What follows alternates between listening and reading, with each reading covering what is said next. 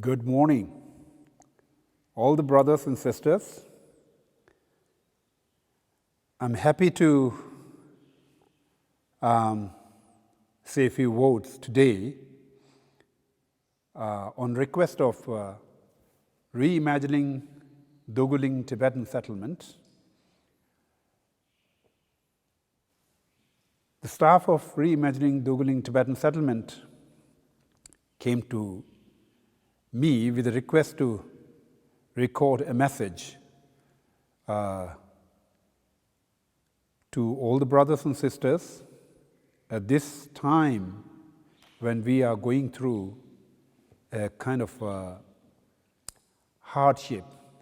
Entire humanity is facing a kind of a tough hardship of the pandemic that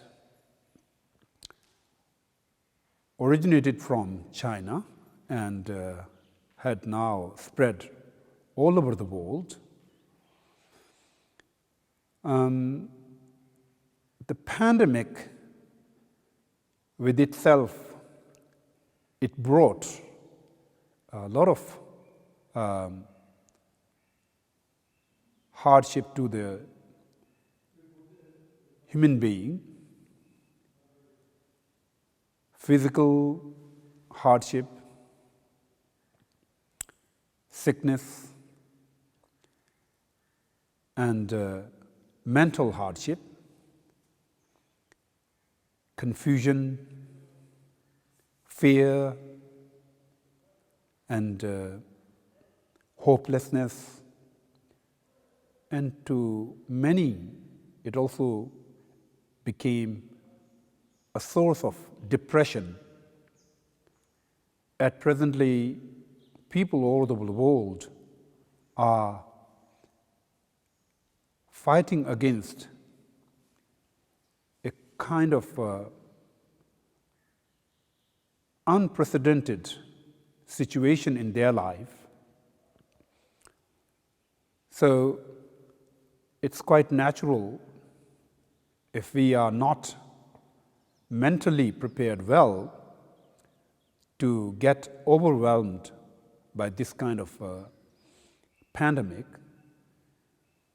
So here, I would like to share few important points from Buddha's teachings. One very important point from Buddha's teaching is impermanence.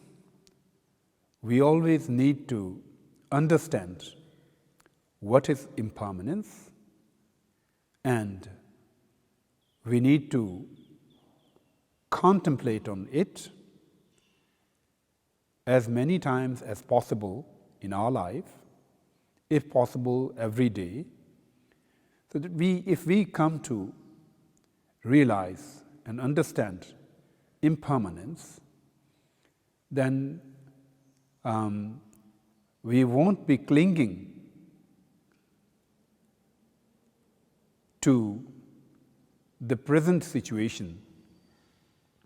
Will it be a kind of pleasurable and joyful, or will it be kind of sadness or worrisome or painful and disturbing?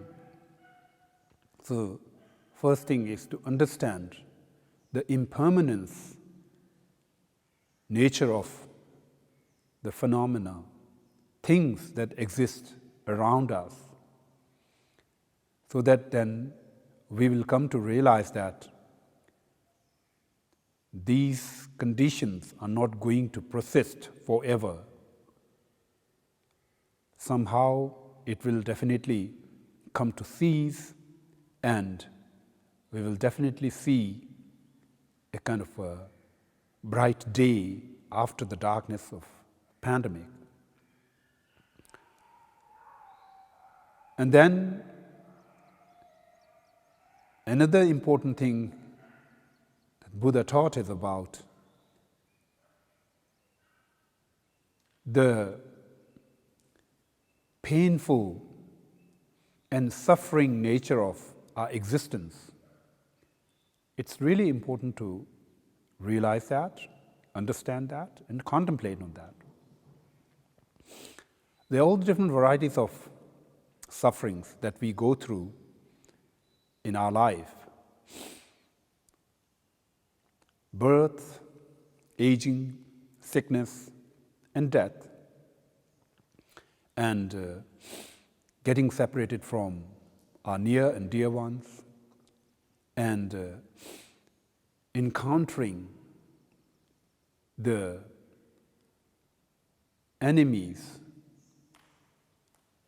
that we hate to be with, that we hate to face with, and then going through the kind of ups and downs of the roller coaster of the life. At certain occasions, we may, at the peak of the kind of happiness and joy. In the other occasion, we may fall in the pit of the pain and agony. So those kind of varieties of suffering that we face, we need to understand, we need to contemplate. Then we will come to know the pandemic is one variety, and it is not going to sustain for long, pass away after some time. And then after that, we also need to understand our own condition. Like we have to be grateful that we are living in an era when we have kind of advanced medical knowledge, and medical science is so advanced that it is capable to find solution to a lot of physical and health problems. So unlike our ancestors who in past have faced different varieties of pandemics, like the famous Spanish flu that happened in this world, and the famous pandemic of smallpox. So all the varieties of pandemics that have taken place in past, but human being, even being kind of backward in terms of medical knowledge, science, and technology, has successfully came out of those dark periods. So we will definitely also get through this, but we need to be positive on that. What we need to know is how to deal with, how to change the behavior, and how to make sure that we don't catch the virus. And without being worried, we need to implement those guidelines. Those were kind of a result of thorough study and medical expertise and research. So we need to implement those instructions and guidelines in our life properly without being panicked and without being worried. We need to be alert, vigilant, and need to take precautions. We need to learn to be less arrogant and never be in a kind of a mistaken notion of this virus will never get to me. The viruses never discriminate rich, poor, color of skin, or kind of which continent we are from, or any other kind of discrimination. Viruses never do that. So with understanding that, we have to really be serious about implementing the precautions properly. If we do that, we will definitely be free from the virus, and we'll definitely sail through this dark time, and we'll have a good and enjoyable time after this. Now, at a kind of community level, at a society level, at a kind of as a collective form, we have a lot of efforts that is going on all over the world. There are a lot of efforts to create vaccines, and a lot of research and efforts in finding a cure, medicine. Some medicines has also came out, and these are wonderful things. These are good things that we need to know, with knowing that to give a sense of confidence and optimism to oneself. So, and then beside that, we also need to, we should not be kind of fully self-centered. We also need to be caring to other beings. We also need to be concerned about people, those are surrounding us. We may not be kind of affected that badly by the virus and the disease related to virus, but there are plenty of them, and they need help, they need prayer, they need our goodwill, they need our good wishes. I think we should kind of give them our goodwill, our good wishes, and if it is possible, we should also help them. If someone is really badly affected due to the virus, like in India, where we live, there were thousands and thousands of people whose life were badly affected by virus, pandemic. Though they didn't catch the virus, but due to the virus, they lost their job, and they lost their kind of source of income. They lost the source that provided them bread and butter, or kind of their daily kind of supply of food. So these people, we need to think about them. If possible, we should do something. We should kind of financially help them, support them, or we should kind of physically go out and do something for them. If we are not capable to do financially something and physically something to them, at least at the mental level, we should be caring to them.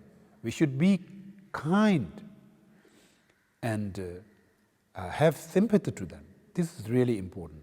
We should have the empathy, and based on the empathy, we should have the sympathy and then compassion to them. And we should be kind of grateful. There are plenty of people all over the world. They are dedicating their life to help those kind of people who are very badly disturbed and dislocated and then kind of affected due to the spread of the virus and pandemic. Like they are doctors, they are nurses, they are kind of other kind of, those cleaning staff. There are all those people, and then there are police. There are those kind of, administrative staff. All of them have some role to play to help people to kind of encounter and face the pandemic. And they are putting a lot of effort with risking their own health. We need to be grateful for them. We should not be always just thinking about how to complain about what we are going through. We should also think about how can we be grateful, how can we be thankful and kind of praise the works done by those people. So if we do that, then our kind of sense of uncomfort, sense of difficulty may gradually get reduced.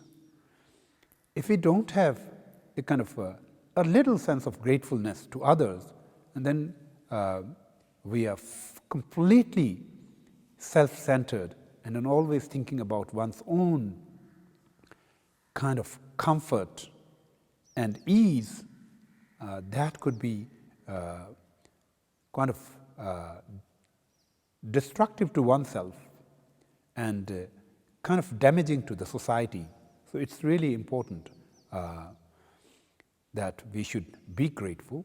So here I can recall the great masters of Kadam tradition saying that, be grateful to all. So this is something that I would like to say. So I think I've said more than enough here. So thank you very much for being with me on this occasion. I hope this will help a little bit. Thank you.